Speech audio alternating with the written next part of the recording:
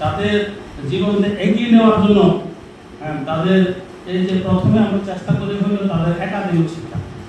Academic শিক্ষা যদি আমরা চলে যাই, প্রাইমারি স্কুলে আমরা অধিকাংশ পরিবার আমরা প্রাইমারি স্কুলে ভর্তি করে, প্রাইমারি স্কুল থেকে আমাদের হাই স্কুলে যাইতে যাইতে কিছুটা জড়িয়ে পড়ে, হাই স্কুল থেকে কলেজে যাইতে যাইতে আমাদের 80-90% চলে যায়।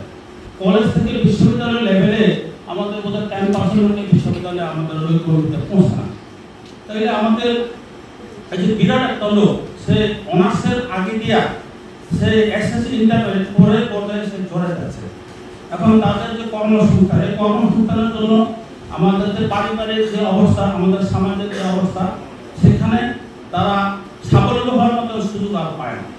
ওই জন্য আমি আপনাদেরকে অনুরোধ করব, আপনারা আপনাদের মানে গ্রাম ছেড়ে, যারা মফস্বলে থাকেন, গ্রাম ছেড়ে আপনাদের টাউনে চলে আসতে হবে। ছোটবেলা থেকে কিন্তু আমরা বাচ্চা কাচ্চাদের আমি দেখি, বাবা কি হইবে তুমি, আমি ডাক্তার হবো, বাবা তুমি কি হইবে, আমি পুলিশ অফিসার হবো। দেখা গেল যে এমনি করতে করতে সে পুলিশ অফিসার হয়ে গেছে। ছোটবেলা থেকে মানে এই ধরনের চিন্তাধারা করতে করতে করতে ওই পথেই তারা চলে যায়। যাই হোক, আমাদের নির্দিষ্ট যেহেতু কোনো উন্নয়নমূলক চিন্তাধারা না থাকলেও কিন্তু এই বয়সে এসে আমাদের লক্ষ্য স্থির করতে হবে। যেমন এখানে বিউটিফিকেশন আছে।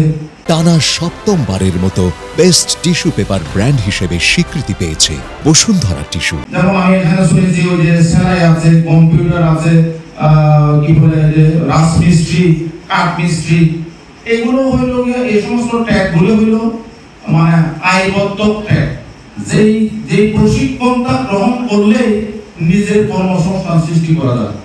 সরকারের যে সমস্ত ট্যাগ, এখানে প্রিন্সিপাল স্যার আছেন, তিনি যে অনেকগুলো উনি ওনার বক্তব্যে বলবেন কতগুলি ট্যাগ আছে। আমার যুবকরা আমি বলবো একটু পরে। রেফ্রিজারেশন এন্ড এয়ার কন্ডিশনিং, এই সাথে কথা বলছেন আরএসি, আরেকটা হলো একটা আরএসি, আরেকটা হলো ইলেকট্রনিক্স ডিপার্টমেন্ট। এই যে কম্পিউটার নিয়ে নাড়াচাড়া করেন, সেই কম্পিউটারের সার্কিটের কোনো সমস্যা হলে এই সংক্রান্ত কোনো টাকা পয়সা কিছুই লাগবে না। সরকার চাচ্ছে এসএসসি পাস করে বসে থাকার যে সময়টা, এই সময়টা আমাদের দেশের ছেলেমেয়েরা অন্ততপক্ষে কোনো একটা স্কিল অর্জন করবে, দক্ষতা অর্জন করবে। সেইভাবে ইন্টারমিডিয়েট পরীক্ষায় পাশের পরেও, মানে পরীক্ষা শেষ করার পরেও তাদের একটা সুযোগ আছে, তারা ওই এই দক্ষতা অর্জন করতে পারবে।